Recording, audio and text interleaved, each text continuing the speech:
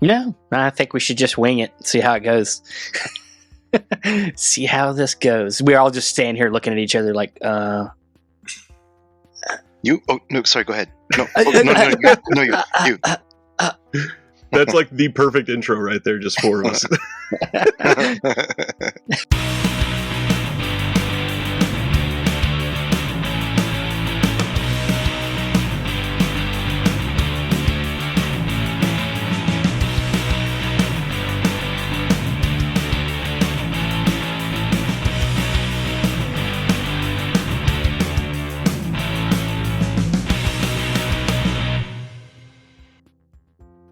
Hello there, everyone, and we are here on They Live by Labels Connected, I guess. Let's go with that. We've got three groups of people. Well, I guess I'm not a group, but three different teams, and I am so stoked to see everybody in the same room.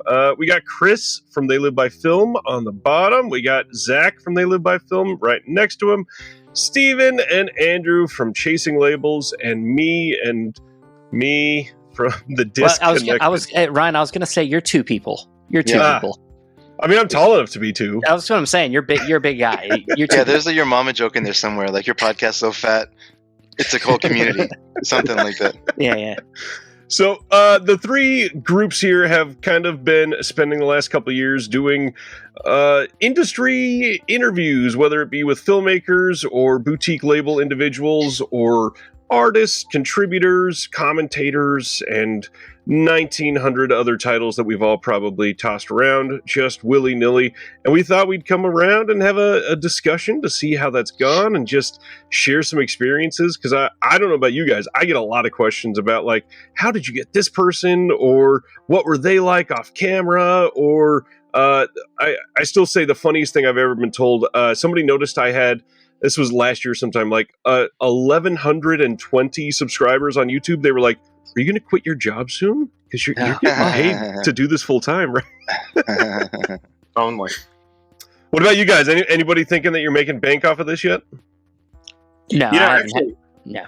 I get a lot of questions, people asking, do you make money off of it? They don't say like a lot, because when you tell them you have a podcast, they almost assume that, I guess, you have a big following, which really is not the case for most of us. You know what I mean? And even then, very true. You know, like you're saying, only if you have like millions of followers, I guess that's when the money starts rolling in. Yeah. And that's also if you have the right things in place, the right connections, I guess. I don't know. But yeah, I get those questions all the time.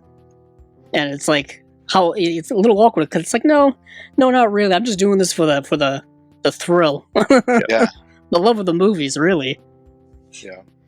Zach seemed to have a yes.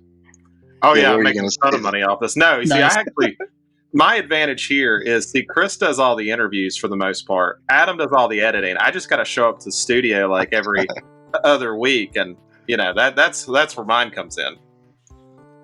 It's that buttery voice, Zach. We couldn't do it without you. Of course. No, we don't even have. I've had one person offer to send me like their stuff, but I said no because I was like, I don't mind buying. You're putting out 2 releases a year. Like, it's okay. Like, we're good. But that's the closest we've come to making money on this shit. And that's the sad thing about this is no matter what, you can put in years and years and years and still literally end up with about what you started with in most cases. I mean, I don't know how y'all feel, but for me, like, this is not the intent of your question, but honestly, like, I don't really, like, I'm not relying on this, right? Like, this is just sort of like these are conversations that I've always kind of want to have, so I feel lucky to get to have them. So I don't know. That geekiness kind of part of me is going to be there for a while, so that's what kind of keeps me going, I guess. And it's something that I think a lot of us are easily able to relate to because, again, no way that any of these things can probably make a full-time living, especially in 2023. For any of our podcasts, we're not getting tens of thousands of plays or views or anything like that every week or anything like that, unless you guys are just giant and I'm peering in from the outside and a small fry. You'll never know. That's what I tell. Andrew doesn't even know. I don't even tell him. I know. You got For the all email that we're all sharing analytics pages, right? For all I know, the thing is, Steven handles all of that stuff. When it comes to the technical side, when it comes to knowing all the analytics and all that kind of stuff, that's pretty much him. So for all I know, I'm just going to say that we get 1 million views per episode. Why not? Because I don't even know. It's not a lie. I just don't know. So, honestly, I always check on it. Obviously, I check on it just out of curiosity every once in a while. But for the most part, there comes a point where it's like, unless your growth is is just like out of the roof and it makes you really excited to check it all the time, then you're not. I check it routinely, but it's not a big deal because I do this because I like doing it. I mean, I've mentioned this to Andrew. I might have even mentioned to you, Ryan, before, but when it comes to the interviewing specifically, I've over time, as we've done it more and more, I've grown to understand that I really like it. And it is not even just, the talking to the people, all the obvious stuff, talking to them, getting to learn more about them, getting to share that stuff with the audience, but also there is a little bit of almost like a booker's high. I get like a booker's high. You're like booking people and you're like, God, I got this person. Can't wait to talk to them. Oh, wait, I'm going to go after this person. Oh, I got them. Oh, okay. You just keep it's like adding the collection, adding the Blu-rays on the shelf. You're like, oh, I add that to my library. It's like, oh, and it feels a little weird. It's like I'm collecting people, like the collector from the Marvel Cinematic Universe. But it becomes a fun thing of feeling more and more lucky. Like, how lucky can I get again? It becomes a little bit of an addiction. But I like it. I like. Finding a way to narrow down the idea that we're all the same. We're all getting all these people we interview. They're just like us. They just found a way to make a living at it. Out of being a nerd. And loving movies and very true. And that's what we gain a lot from most of the people that we talk to.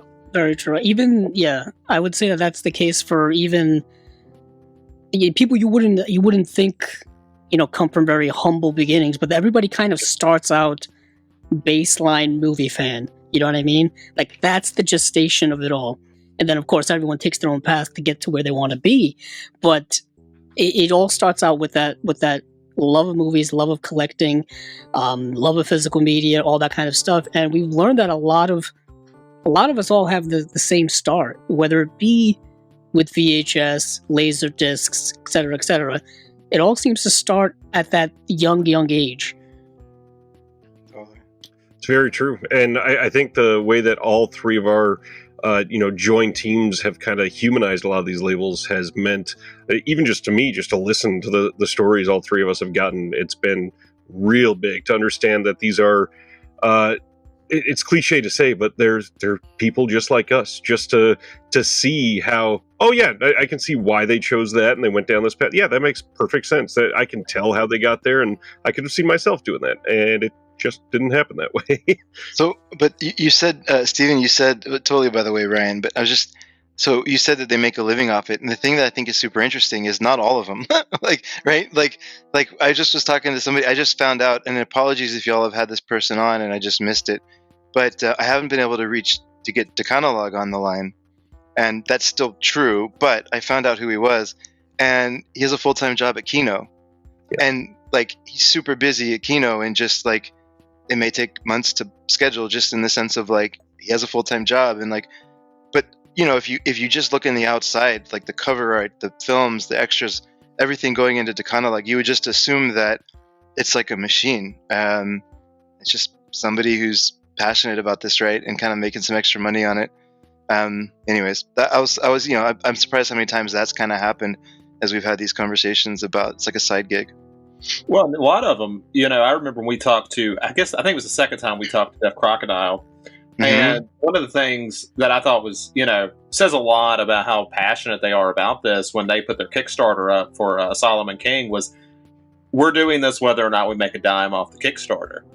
And it's like, who knows how much that's going to cost, but thankfully, they made a good chunk, hopefully, from that, and it was very successful. But just a lot of passion that goes into it. I think that's what makes it more fun to listen to.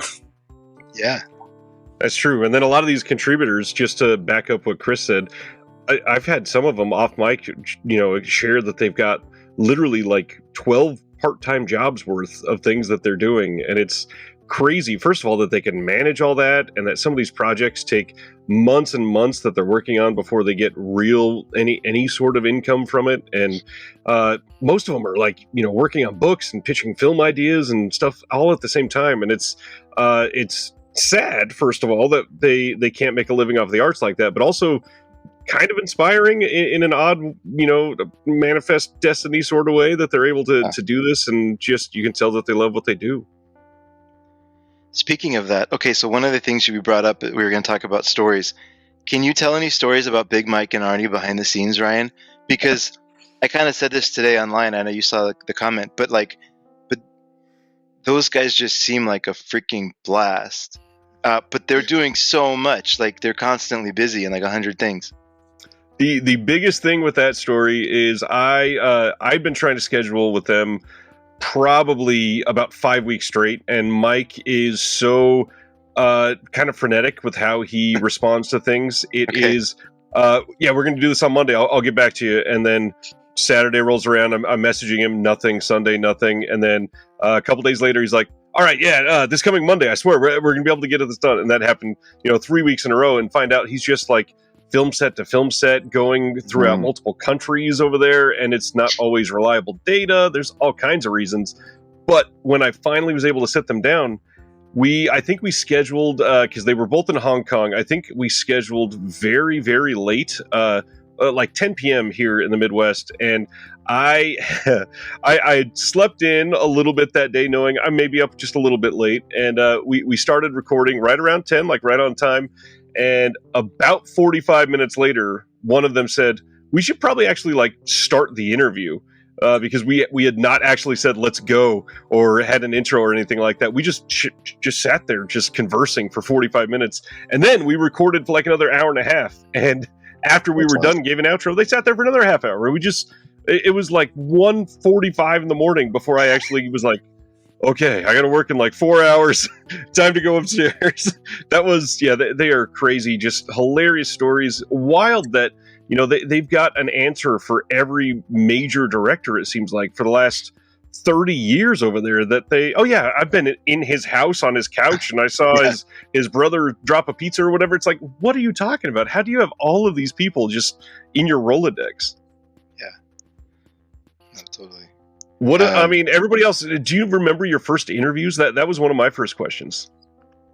Oh, first interview. I know our first interview was a friend. His name's Aaron West. We had him. He's one of the podcasters that does Criterion Now. And I'd been on Criterion Now a couple times.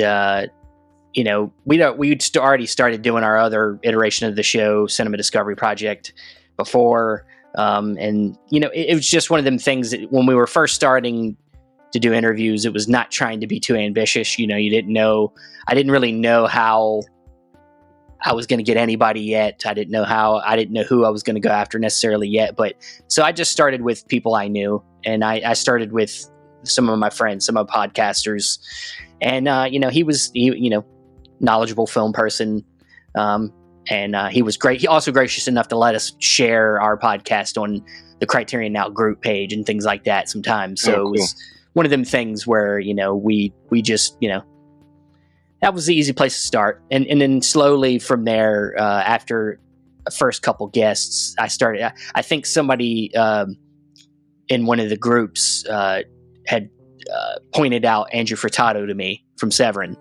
And was like, if you're doing guests, Andrew needs to be on, Andrew works for a label. And somebody was like, I can confirm he works for a label. And I'm like, oh, okay. He's like, he works for Severin. I was like, okay, well, yeah, I've heard of Severin. So then, so then I reached out, and I mean, then the rest is history. From there, my eyes glazed over and you know, and then I started seeing beyond, like, what could I do now? And I looked at all the Blu-rays on my shelf, and I'm like, there's so many names on these Blu-rays that I could try, you know. Yeah. And that's really what it is. You know, you can turn around, look at your Blu-rays, and there's so many names on the back of these things that we could try to find right and talk to. Yeah, I think even then it's hard to like figure out who worked specifically on which Blu-ray, because they don't really give a lot of credit to the minute people, like the people who did the nuts and bolts of it. So I think we've been fortunate enough to kind of seek them out. Even some, you know, people who do cover artwork and people who do a lot of the graphic design that we've talked to, like Sister Hyde, Scott Saslow, other people like that. And they worked on stuff that I didn't realize would be in my collection, and stuff that's still coming out. That's going to be in my collection. You become more aware. You know, yeah, you become after, more. Yeah.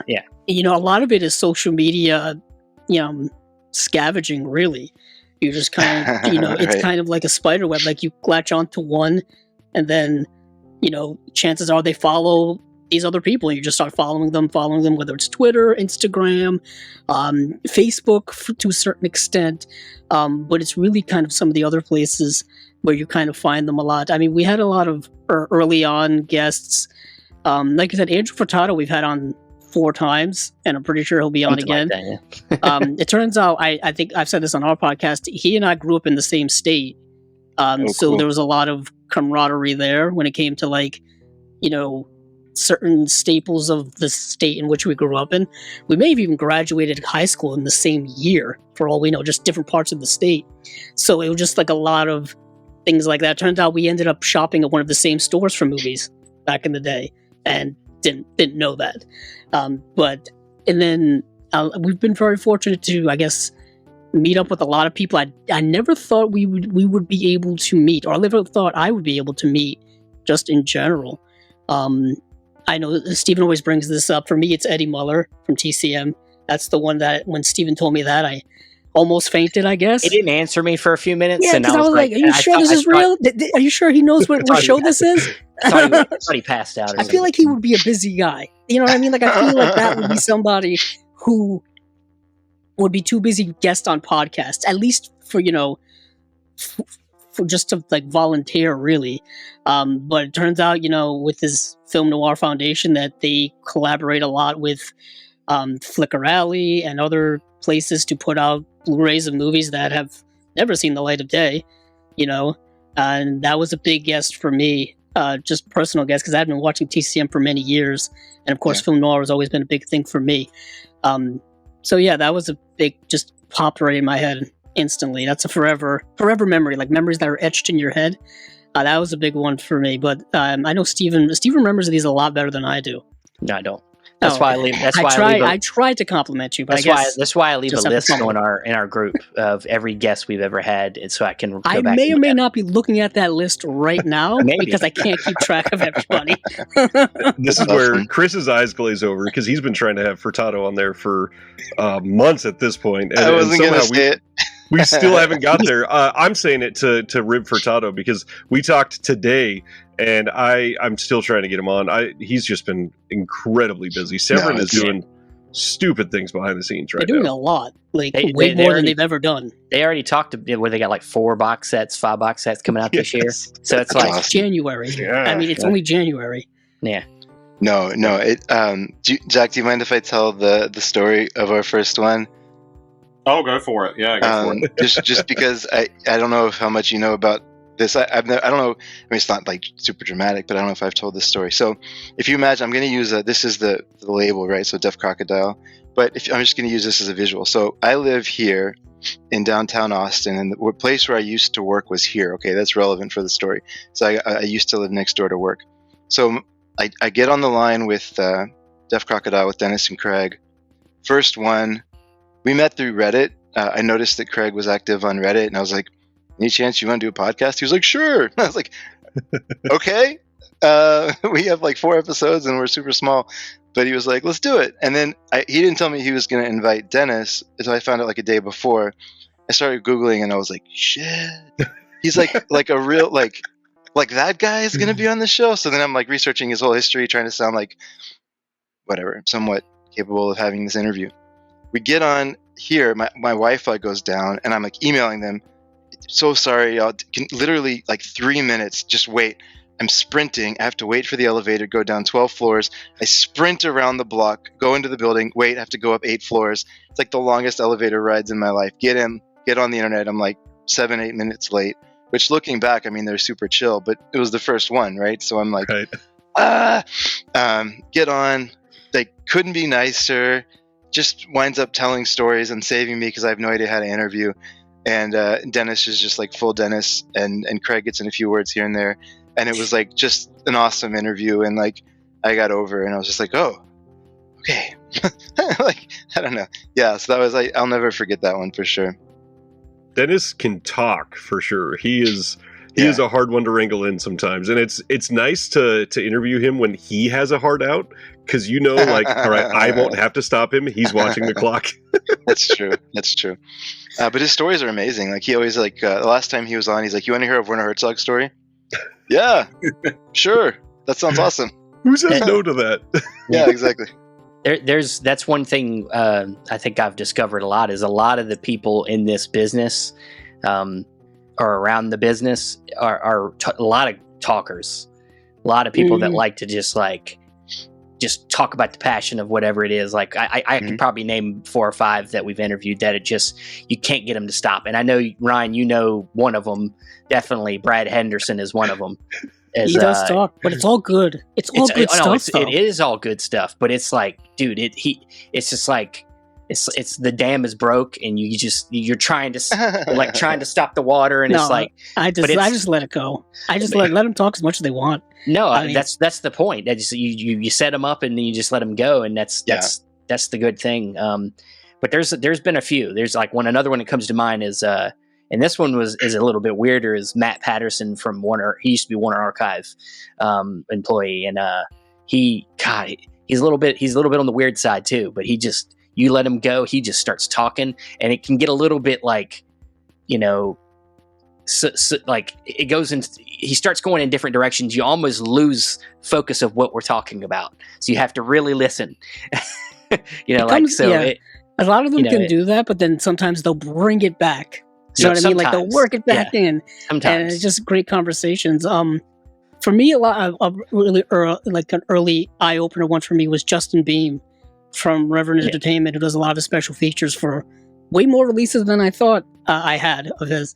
And he was just talking about like stuff that I was like, this is incredible. Like he was talking about meeting Alice Cooper and talking with him about stuff, and I'm like, this is like, I know somebody who's met Alice Cooper, not like at a convention or going to an Alice Cooper concert, or Roger, going through a McDonald's drive-through with Roger Corman and getting Roger Corman to McDonald's is something I'm never going to forget, because it's like, wow, that's awesome. I couldn't put that together, and you know what I mean? Like Roger Corman eating McDonald's, like. It's incredible to me. It's like that can't be good for his health. He's old. He shouldn't eat McDonald's. I guess everybody needs to eat. Who knew? Sure. Who knew? But it's just kind of like those kind of those little stories I find to be the most rewarding part of any of the interviews, because it's stuff you don't expect. You know what I mean? A lot of the stuff you can expect, like, I started watching movies when I was a little kid. It's like you kind of expect that, but these little unique stories about certain, personal things that they've gone through in their lives is stuff you never expect, and it just that's the fun of it all for me. Yeah. What about you, Ryan? I think my first one was Jared from Mondo Macabro, who you guys at Chasing Labels just talked to, and he and I think we had messaged on Facebook for a while. I don't remember what started it all, but I was just, I think I like backed him up on something, and he was having a conversation, and I said something, and then he messaged me to say something. We just chatted a little bit, and then when all this started, I reached out to him. I was like, I'm nobody, but hey, we've talked before. You want to come on here? And he was so cool about it. And that was. Gosh, this is probably almost exactly a year ago now at this point. And he told me about Neon Eagle then. and we just got everything announced for that like just a couple of months ago. So to see how long some of that stuff takes, and just to be somebody that Jared obviously could feel like he could trust was a big deal to feel like there was some confidence with this. And that has been my like the whole journey of this last year for me. I don't know about you guys. One of the things I was going to bring up is obviously we're all journalist majors, right? Yeah, right. Of course. I'm a great speaker also. We know I'm not. Steven is great with names, and he never watches any movies. He's never made one mistake in the entire time I've known him. Viril. Yep, that was a fun first conversation. Yeah. But yeah, I've had a lot of people ask, like, you're a journalist, you've had something about this, right? I'm like, I've had no training. I'm literally a nobody. I just sat down and said I'd ask some questions, and here we are. So yeah, it's been crazy to see some of that confidence grow, because I was shitting my pants at the very beginning of this with a lot of these people, and I'm sure that's pretty much the same across the board for a lot of us. Just dietary things for me. Yeah, that happens all the time. Yeah, I mean, you live in Texas. That makes sense. Yeah. The first interview I was involved in, it actually helped a lot, because the first one that I was actually a part of was for Error 4444. What was that, like our second or third one, Chris? Yeah, pretty much. Yeah, super early on. Yeah, and so they were about as clueless as I felt, and that was, I was like, we're all just going to wing this, and it's going to turn out okay. Yeah, they were young when I talked to them, and that was like a year after you guys did. Yeah, they were 21, maybe 21, 22. Geez. They were still in college, I think. No, they had just graduated. Yeah, totally. But they're funny though, because them and Jason Oy are both the same in that they're young in age, but like they seem to make the right decisions. Yep. Like, well, I mean, Crescendo, I hope they're able to stay around. I know they haven't had a second release yet, but like, yeah, age hasn't impacted them. Like, they're just killing it. And I think the Error 44, I think that's the one that they had help from Third Window. Mm-hmm. And that dude is like a legend. Freaking like, talk about somebody who's doing it all. But I think he was tutoring them because they put out a joint release together. Yeah, their Error's second release, he also did with them. Okay, yeah. So they were just like soaking up everything he had to say about like doing it themselves and stuff. But I actually have their box set if we got into labels later. But do y'all have the duology they just put out, like the thick box? That is a wild box set. Like, there's so much stuff in it. It's crazy to me, because they told me when I talked to them that they were trying to level up on every release. And I got that box set and I was like, oh God, what is next? This is level, yeah. Really? As soon as I opened that package, I was, there's no way that you can do better than this unless you're like embossing steelbooks and putting them in something like this, because it's a stupendous release. Yeah, and good, high in quality and also insane in quantity. Like, there's just so much stuff in it. I can't imagine like having all that stuff come to the house and just like trying to package it and have people yelling in your ear that it's not going out fast enough. That is very true, and I'm sure a lot of us have shared, a lot of the sentiment of people that are maybe a little too entitled in the collector's industry. That's one of the things I've talked about very openly a handful of times. Is one of the reasons I've done this is just to get people to understand some of the like logistical things behind the scenes. Any of that information that still surprises you that you've been able to hear in some of these interviews? I always just get surprised about. I always am surprised about how knowledgeable some of these people really are. One that comes to mind is Fran. Me and Fran is read my mind. Stop doing that. He sorry. Well, that's what we do here. Yeah. When these guys are able to like discover, like we're so shocked when these releases get announced and we're like, this is a discovery. And I'm like, so where did you find this out? Like, and these people, they are able, they've been in tune with film for so long, and they've been scavenging for these lost films for so long before we could even think of them. And it just, the knowledge that some of these people have, and Fran comes to mind because it's just some of these films from Radiance that are getting announced. I'm like, whoa, like, and that's what's always surprised me the most is just When we are all big movie watchers out here, and we feel like we watch a lot of movies, but then we see that what they know, and we're like, well, I don't know nothing. Like, I don't know. I just keep consistently being surprised, which is why I think we keep coming back to this. Yeah, I would say I'm more surprised that there seems to be this underground like network to try to find these hidden gems of films, these hidden archives where like these movies, haven't seen, the light of day or haven't seen any decent release since the VHS era, and even then they probably didn't get much of any love whatsoever. And it just seems like navigating that corridor seems incredibly difficult. And also, I've learned what fascinates me the most is that I've learned a lot about when it comes to distribution rights, when it comes to like ownership rights of a lot of films and things like that. It seems like there's this whole like society or market or economic world of, who owns what, where, who's willing to pay for what, who's willing to, how much do certain companies want or certain people want for the rights to these things. And that's why you find out that a lot of movies don't get released is because of economic reasons, really. And that's just kind of the fascinating gambit of it all. You know what I mean? And then that also kind of factors into, kind of running these boutique labels. I find to be probably incredibly difficult. The logistics of it seem like a nightmare. It really do. You know what I mean? And even the smaller ones, I find, also have those issues as well when it comes to, manufacturing issues, when it comes to marketing things and all that kind of stuff. And just the basic level of stuff like shipping seems to be an issue.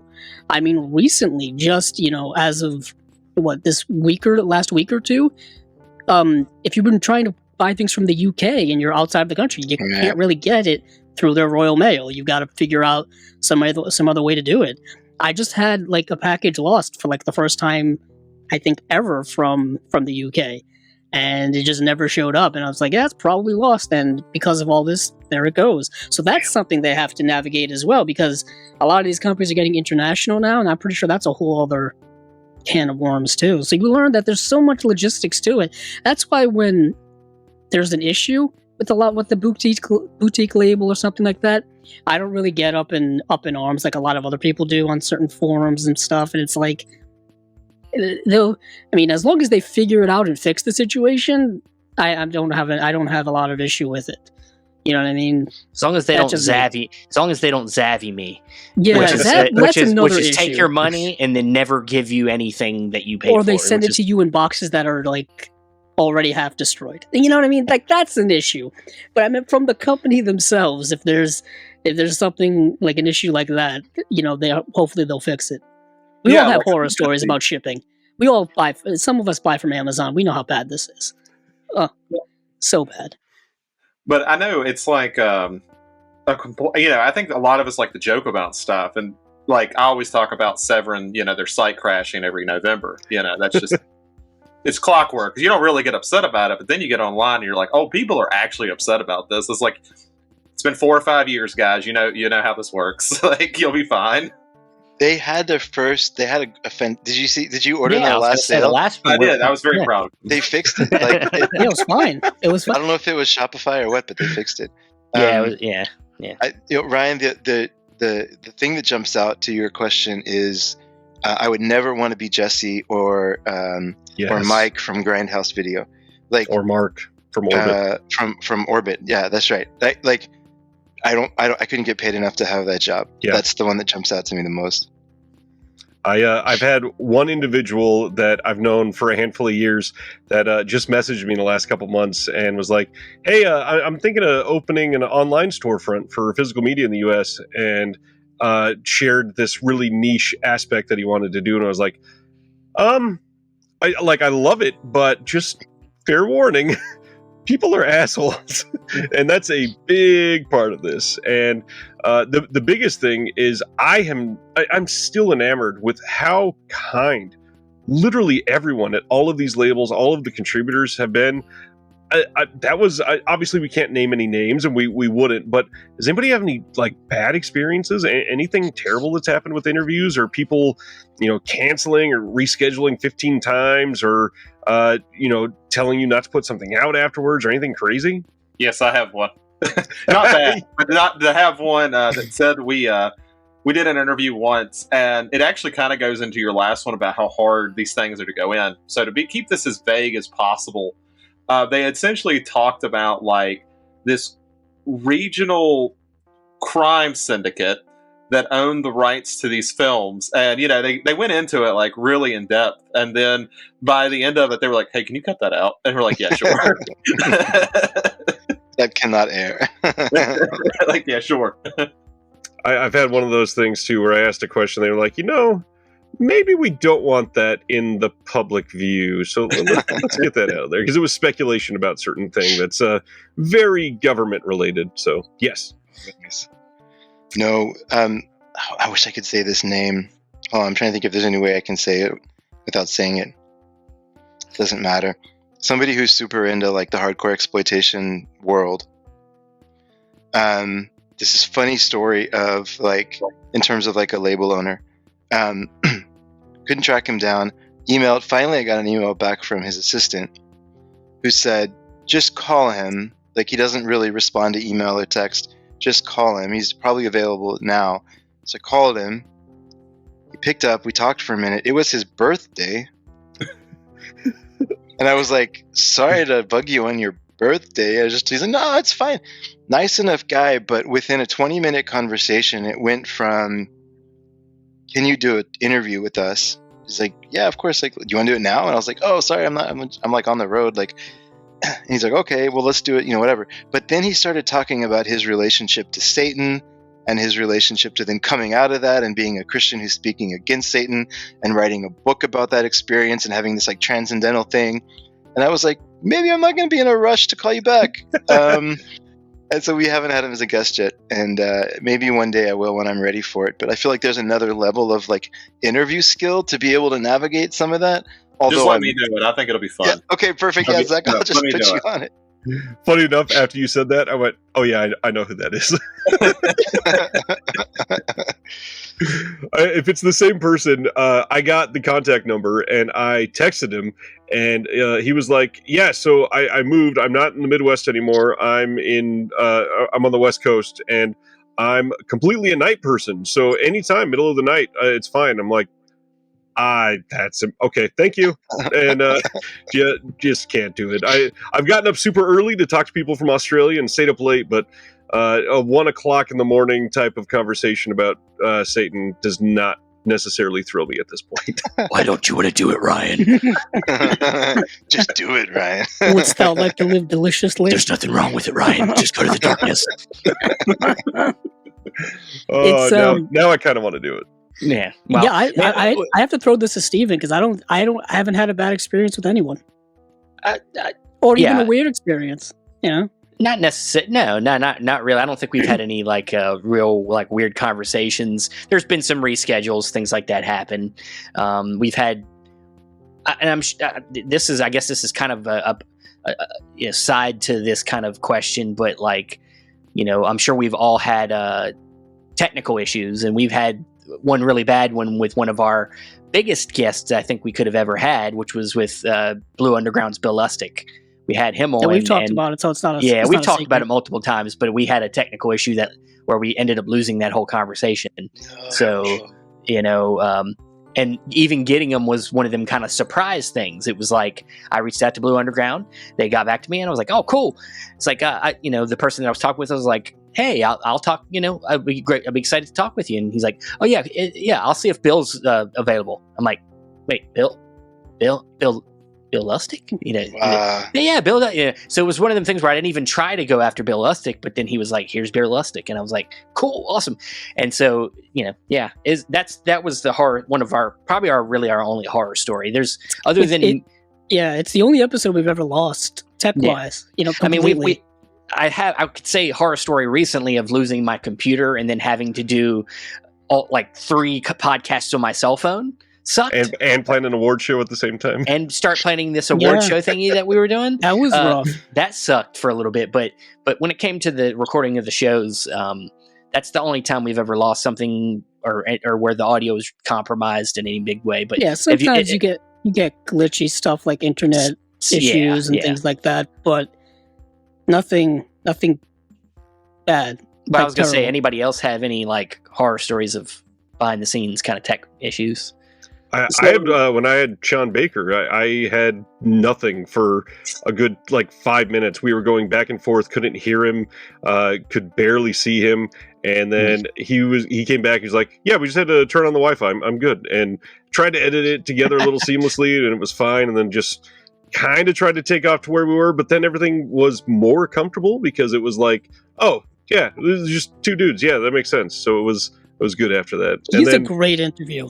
That was another one that surprised the heck out of me. Not to backtrack, but getting to talk to him was another big thing. You know what I mean? Because I had seen his work before, but then just because I'm an inherently extremely anxious and nervous person in my life in general. Suffering from anxiety and things like that. So that was one that was really nervous going into it. But he was, he put you at ease right away with how normal he is. You know what I mean?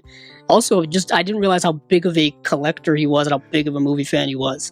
He's like, I have a whole apartment from my collection. Yeah, he had a whole room. Yeah, he had a whole extra house for his stuff for the movies he owns. And this is kind of incredible.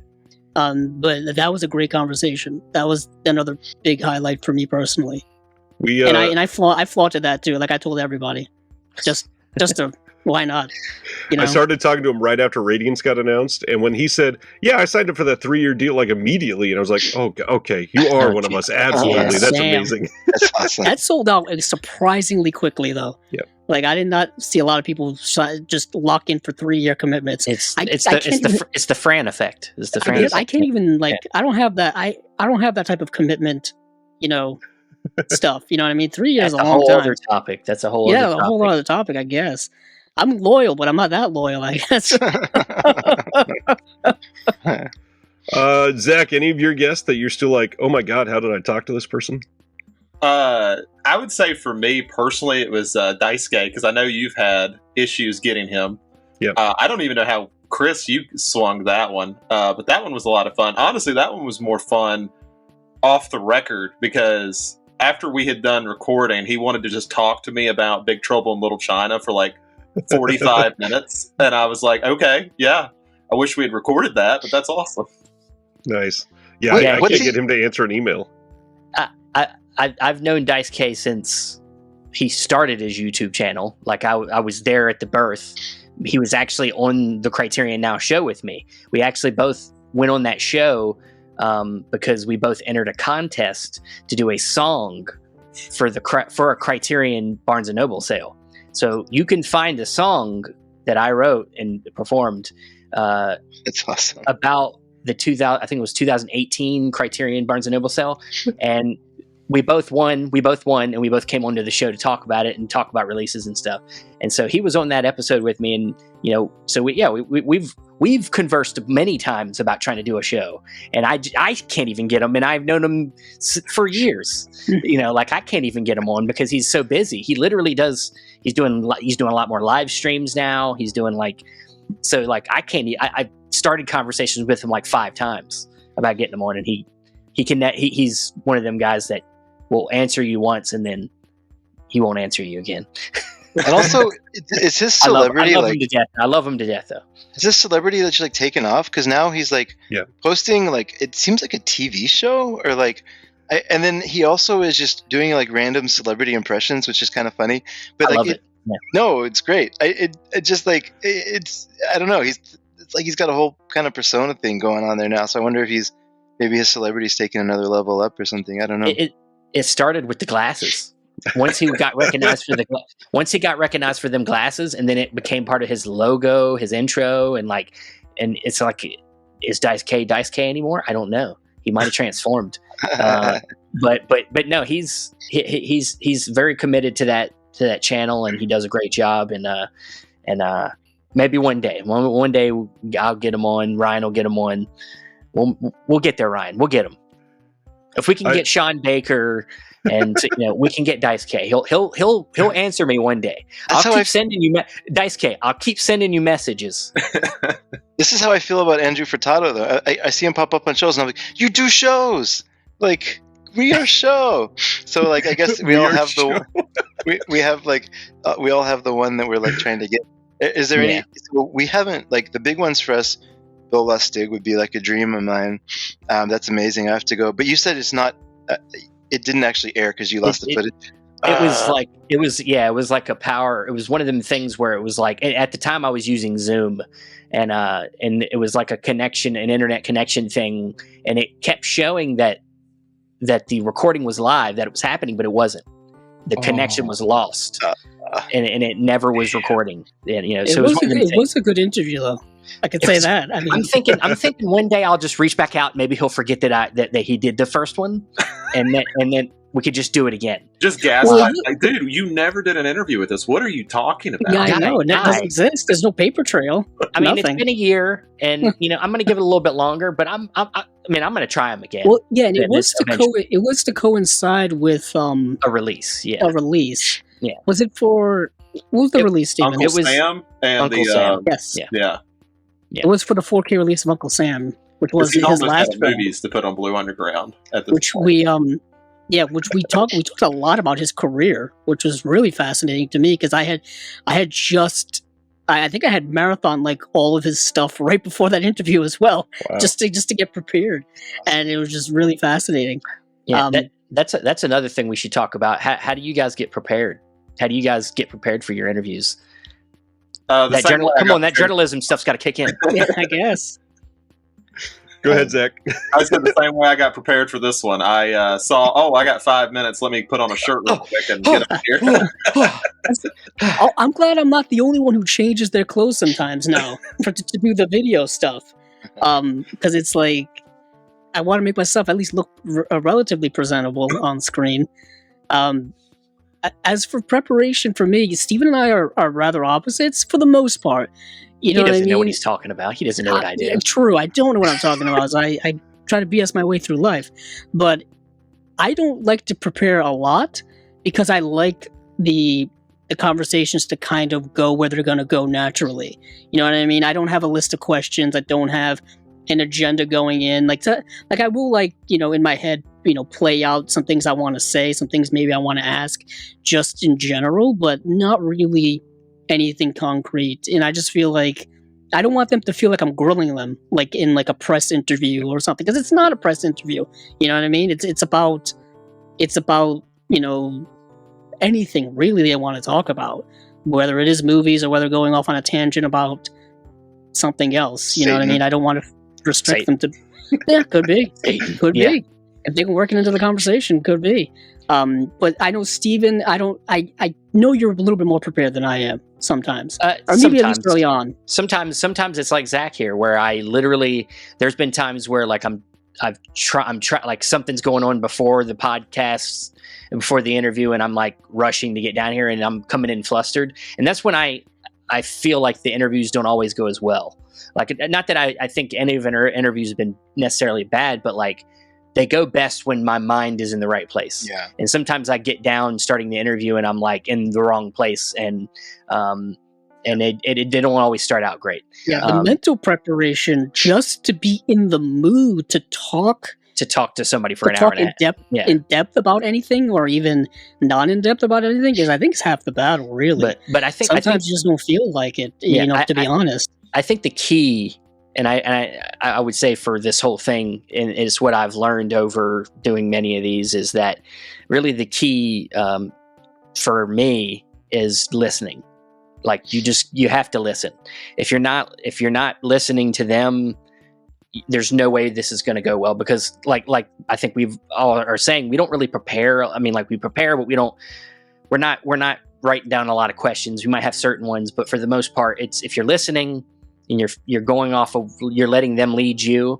And sometimes that depends on them, like sometimes some people need to be pushed a little bit, but a lot of times these people, they have a lot of good stuff to say, and you just got to listen. You just got to feed off of what they say, and that's what brings out good stuff. And so, yeah. Yeah, I'd be curious to hear your answer to this, Ryan. For me, like, it depends on who I'm talking to. So, one of my outreach strategies is to find people that are brand new into this space, because I feel like they're going to be excited to do things like this. And so for them, I tend to prepare less, because what I've noticed is that if I come in hot and heavy with a bunch of stuff, it's almost like a bit off-putting in a way. Like they're nervous already kind of coming in, and like now they have to answer these really like specific questions, and they might not be ready for it. We just finished one that's going to air in a couple weeks where I don't think the person's ever bought a DVD in their life or Blu-ray. Like, I brought up 2 different things within the conversation, and he's like, oh, I never heard of it. And I was like, oh. One of them was like 88 films, and he lives in Europe. He's like, never heard of it. I was like, okay. So like, I mean, no judgment, right? Like this, what they put out is festival movies, and their life is going to festivals and finding new movies. So maybe they don't have a big collection. Like, that's fine. But like, you have to kind of make that quick pivot and just talk more about their movies. So I just kind of made it a conversation about his releases, and like, it was okay.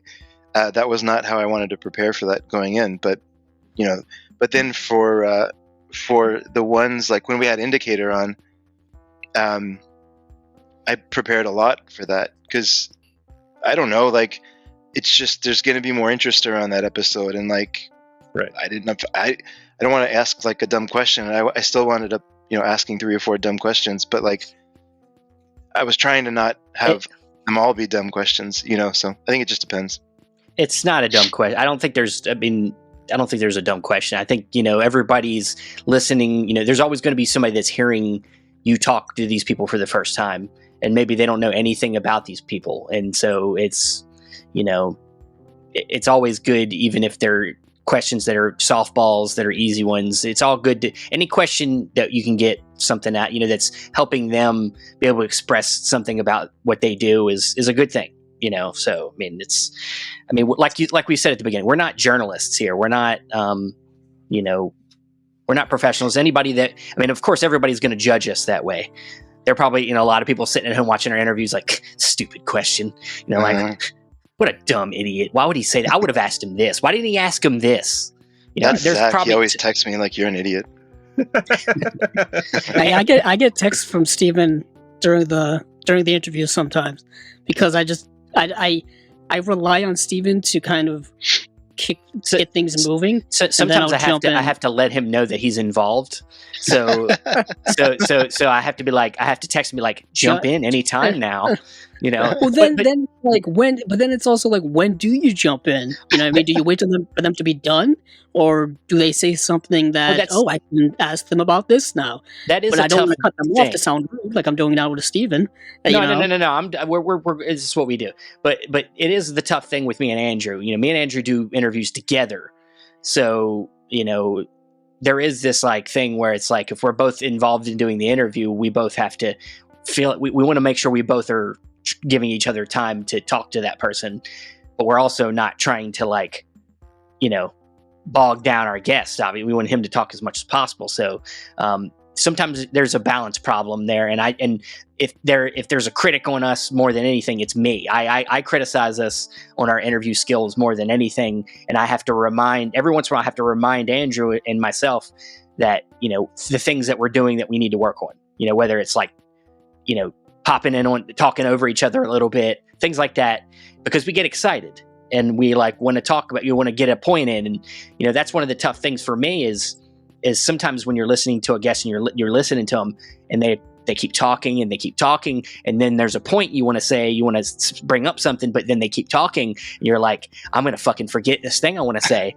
and so, you want to find a way to pop in without interrupting them, but then then maybe you write it down, but sometimes you don't have a piece of paper or a pen around. You're like, fuck.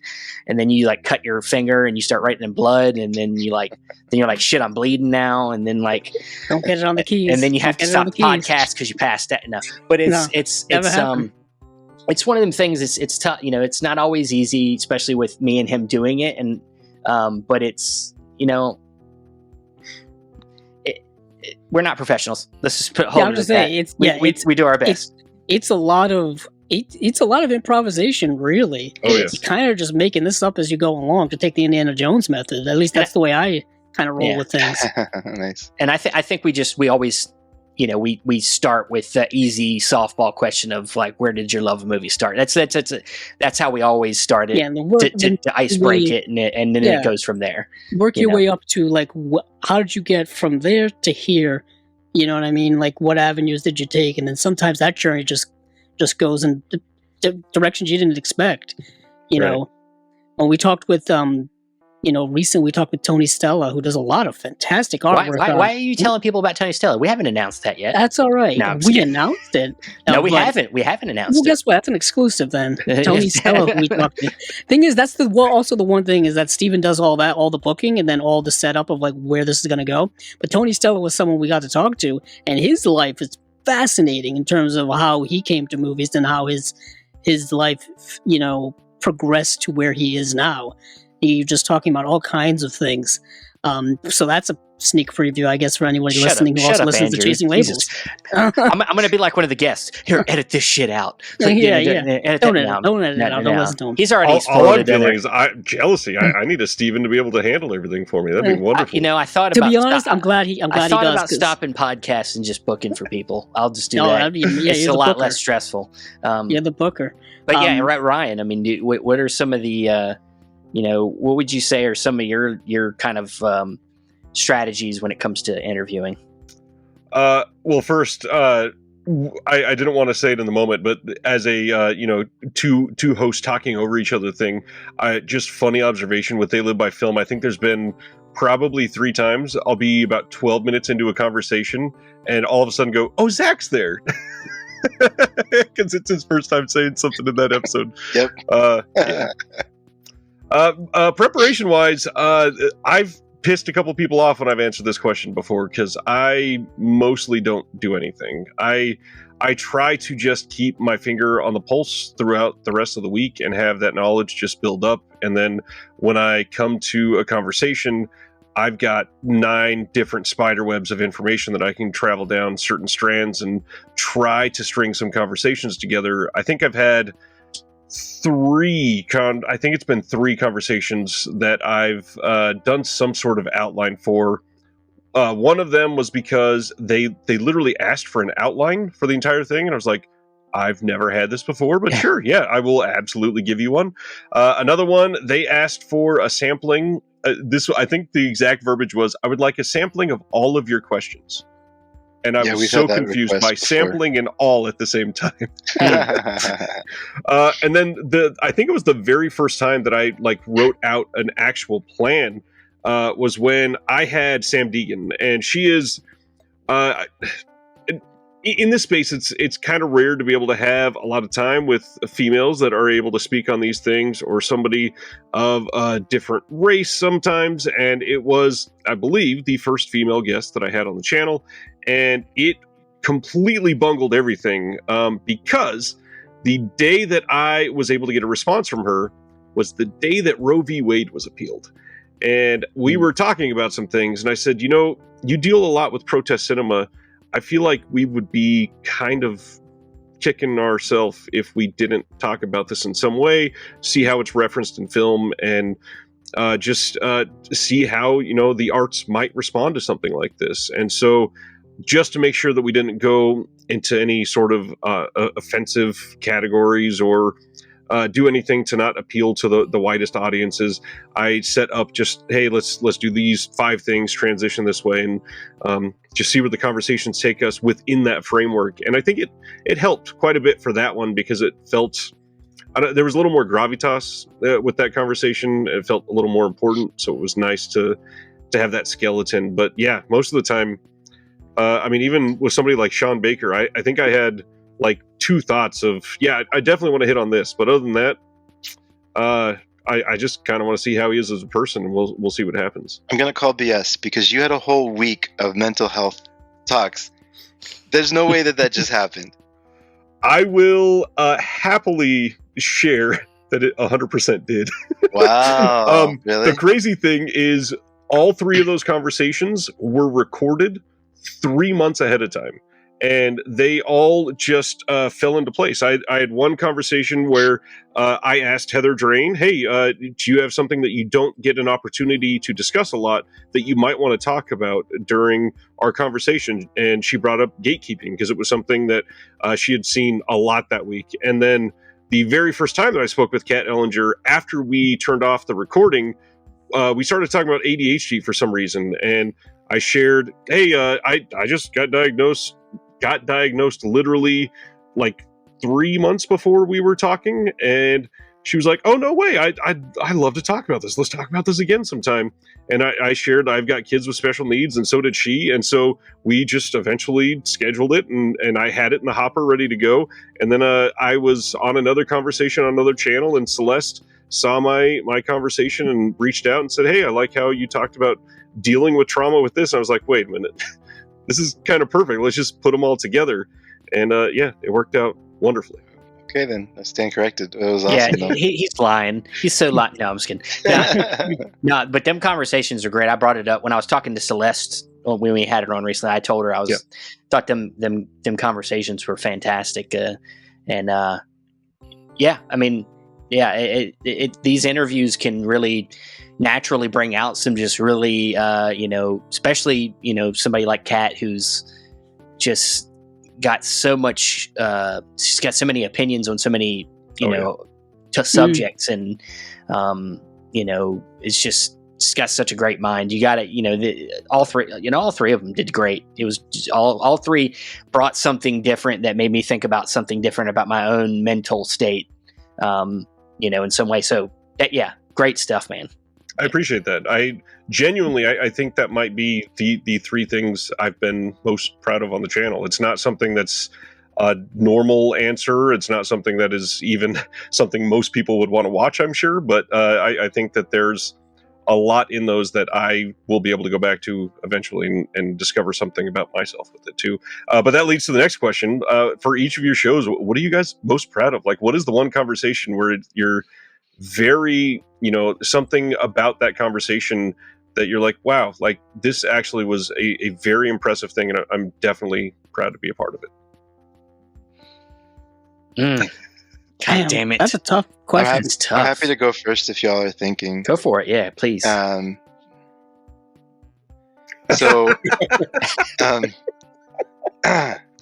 brought this hoping that there's a chance to show it on the channel.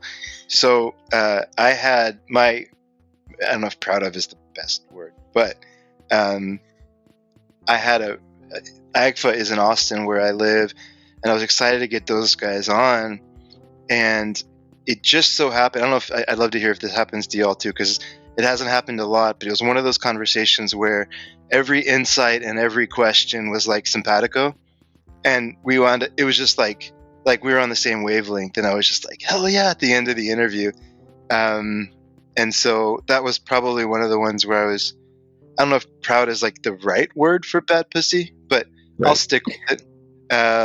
It was that title plus what AGFA's doing and their mission, and they got me connected to something weird, and Lisa doesn't do a lot of interviews, and like that wouldn't have happened without that connection. And so I don't know, just like it led to like some cool stuff that that was one I was really happy with. Nice.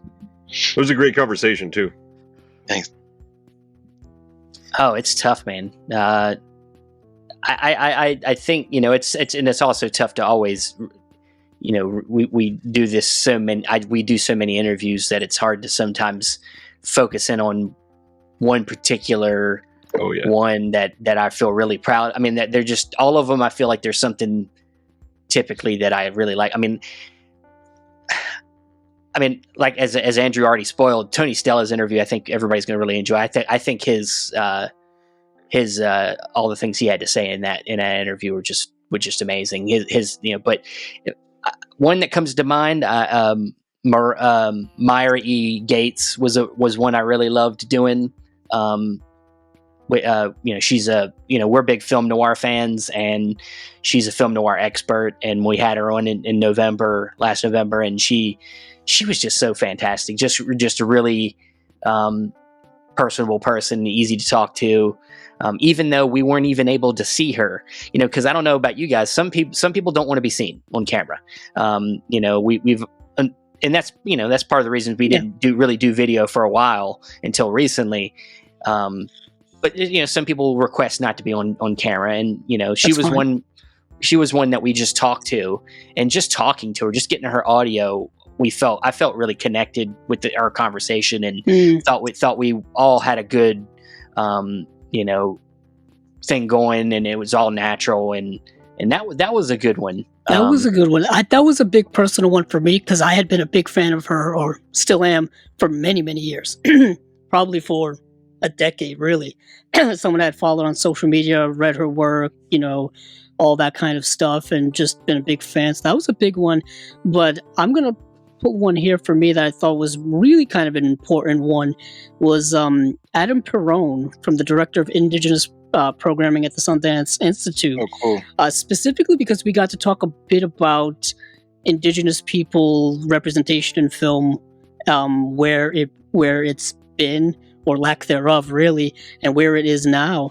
And it's really, it was really kind of a really fun thing to kind of learn more about. Just doing the research. You talk about preparation. I think I did more kind of like preparation work for that episode than maybe any of the others, because I just didn't know like what that entailed, and I didn't know what like what all of that was for, like what the Sundance Institute does when it comes to sponsoring people's projects, and what that specific branch of their thing was.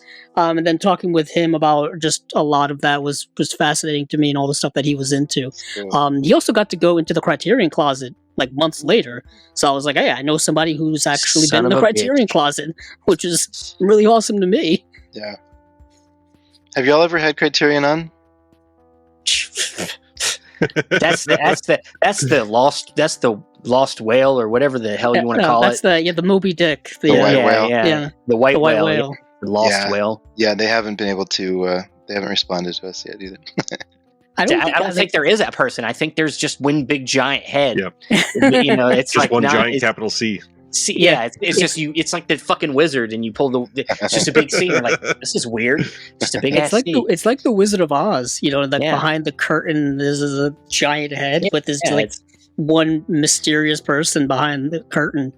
And also, I find like Criterion is interesting to me, because I've obviously been a big fan forever, and kind of starting the boutique world, but a lot of the other smaller companies that we're talking about, like you talk about Agfa and like all those other like labels, it feels like they need, like, not need it, but like it can't hurt them to come on these shows and talk about their stuff, and to talk about the processes and their movies and all that kind of stuff. I don't think Criterion could use that. It's like the brand sells itself, they've been around for 40 something years now. You still want to talk to them, though. I still want to talk to them too. I don't know how much. I still want to talk to them and ask them what the hell they're doing. I love Criterion. Maybe not in those exact words, though. Hey, we finally got you on. What the hell are you doing? Yeah, I know. It's just it's an ambush. I told Chris I guess this was a year ago, right when all that Thriller stuff was going on. I was like, it'd be great if we could get both of those companies on here together. Don't tell them we're getting them all at the same time. Record and leave. I've thought about that a couple times. Like, I should do some versus episodes. I want to bring on like one person that works for one label and versus, and bring on another person, see what happens in the conversation. Like, get the guys from Indicator to come on with some guys from Arrow or something, and see what see what happens. Get Blue Underground and be like, so tell us about Django. Yeah. Totally. No, what is interesting? Go ahead. I was just going to say that a lot of the people we've brought on from the labels and whatnot, like, they've all mentioned like other labels and how they know people from there and how they're all like friends and stuff. So there hasn't really been at least a lot of competition on that level. So I found that surprising, because I always think of like sports terms and whatnot, rivalries and things like that. But there doesn't seem to be like that. Maybe a lot of that's just made up from us, kind of like probably some of it. Some of it is, but I think I'm sure there's some level of competition there. Especially when it comes to licensing things, they gotta There's certain films everybody wants. Everybody seems to be going after a lot of the same films. I mean, on our recent episode, we just talked about what was that movie? Full Circle, The Haunting of Julia. The Haunting of Julia. It's got 5 releases in 1 week or something. 3 different releases from. Third one we don't know yet, but got 2 releases from 2 different companies, and I heard that there's a third one coming out with all different features. Yep. And I was just like, this is kind of wild. It puts a lot of onus on us as, I guess, fans and collectors, having to make the ultimate choice. But still, it seems like everybody is putting out some similar things. It's like a Dark Sky putting out TCM with Second Sight, and they actually have exclusive features and stuff. You're like, great. I know. Gonna buy it 4 different times. Well, I wish it was 4 different times. This Second Sight release is it for me. That's it. I mean, talk about a movie that's been released more times than you can count in so many different ways. I mean, I was talking about movies, but yeah. That and I think Halloween have been released so many times. In terms of the horror genre, Evil Dead has entered the chat. Evil Dead, yeah. I forgot about that. Yeah. As it is, I'm looking at my collection. I think I own at least 2 or 3 copies of Evil Dead. So that makes sense. If anybody ever wants to have the versus conversation, I know the way in. Just set up an old Anchor Bay team discussion, because that's where basically everyone's from, right? Like. Yep.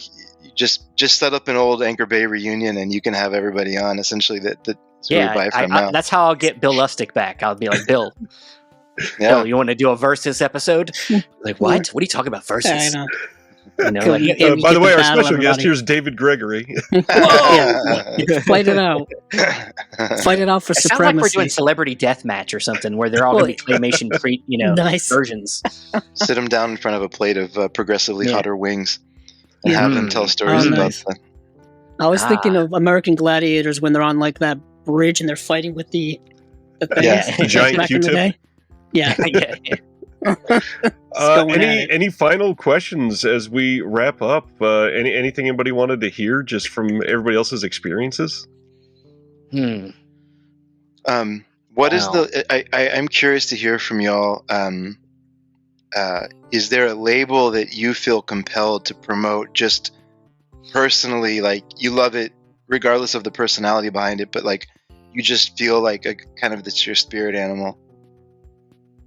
It's tough because there's a lot of them I really love, man. I mean, first comes to mind is Fun City. Fun City's Jonathan over there. He's great.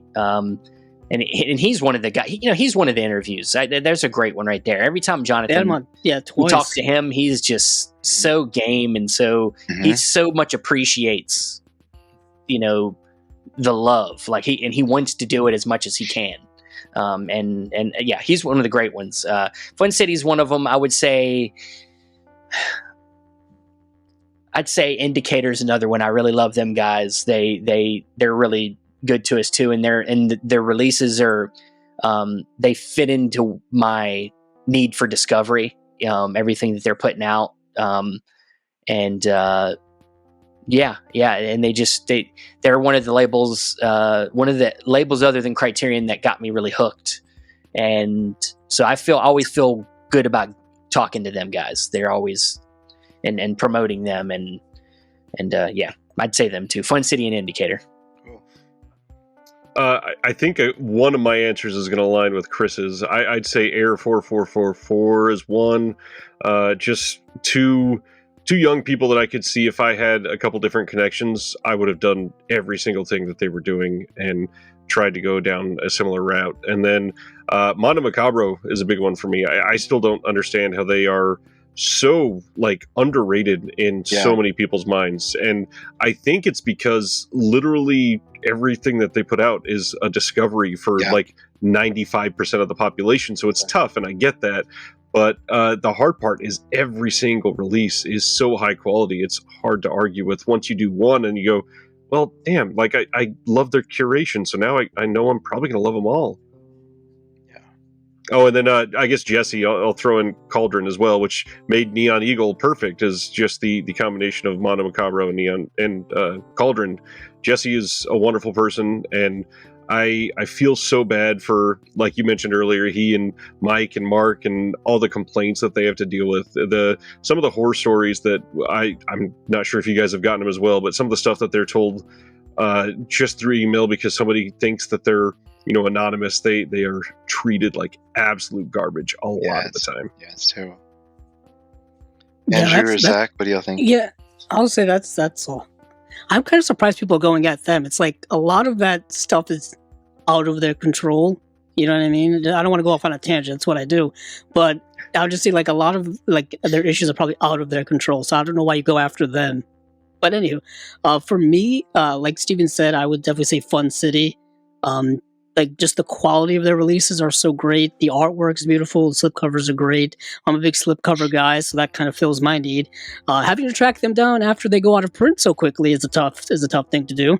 I really like Canadian International Pictures. Oh, cool. I've really been getting into their stuff lately.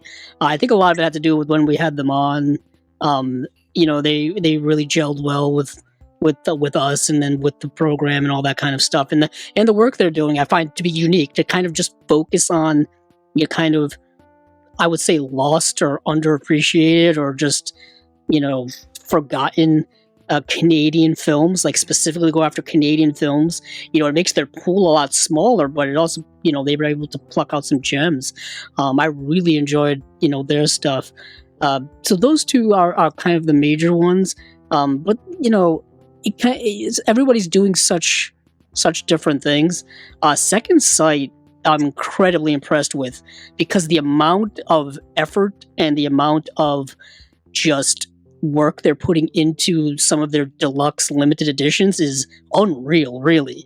Mm-hmm. You know what I mean? Like these are the editions you think of when you're like the ultimate edition. They always put ultimate mm-hmm. on like certain editions. Mm-hmm. It's like, no, these are the ultimate editions. Yeah, you get what you pay for, and that's kind of something I always factor into it. It's like putting a monetary value on some of these things is kind of difficult, but with that stuff, you always get what you pay for. You know what I mean? You get everything you could want. So that just from like collector's perspective, that one clicks in my head all the time. Before I go, Zach, what do you think? I've probably the one that I guess I discovered through us doing interviews was really Deaf Crocodile's stuff, because I guess we started with them when they first announced their Assault on Precinct 13, which I will love to see on 4K eventually. And since then, I've bought every one of their releases. I got their Kickstarter for Solomon King. I just think they're a great label, and they've kind of been my go-to, and they're probably one I'll actually stay complete on, unlike the other ones I've tried to do. Yeah, I love those guys. Yeah, Error 4044. 44. Wait. Agfa is one, but then I was gonna say Deaf Crocodile as well. Like I'm here now, so I've seen 6, and I'm watching Solomon King soon.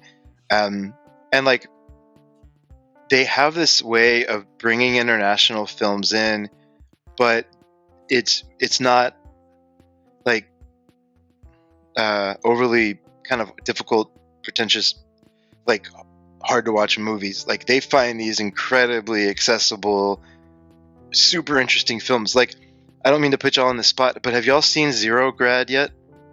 Not yet. Yeah, I watched it's so when good. it was first announced, right? Yeah, the one where the guy, the dude cake, goes, he has the cake. That's his cake. and then he goes into the office, and that woman's naked. For no reason. Yeah, I remember that. Yeah. Yeah, I remember when they announced those first 3 releases before they were even a partner label with Vinegar Syndrome. They had announced those kind of randomly, and we covered it on the show just as like, hey, this is a new label that's coming out. And then now they've kind of, put out so much more ever since.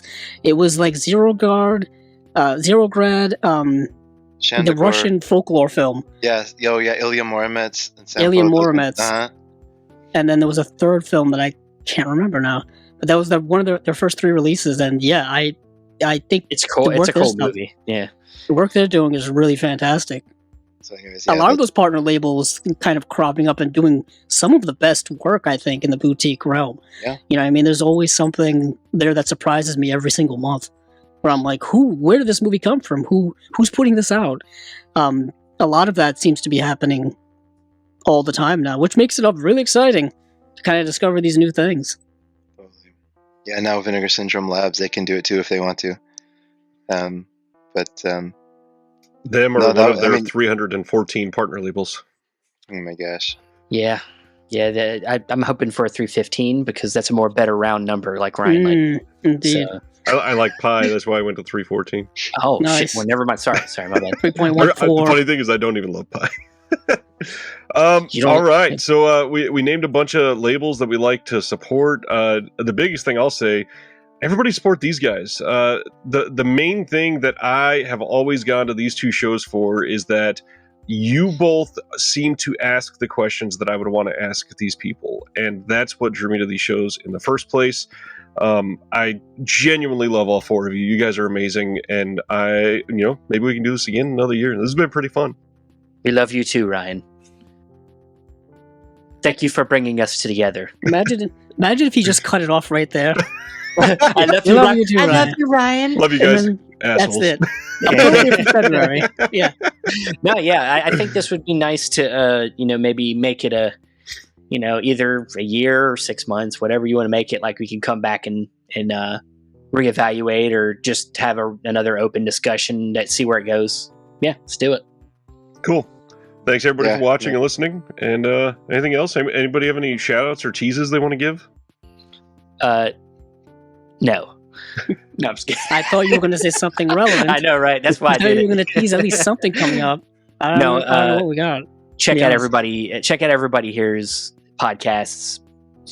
Show the love. YouTube channels. Go subscribe to Everybody Here's stuff. That's all I want to say. Please.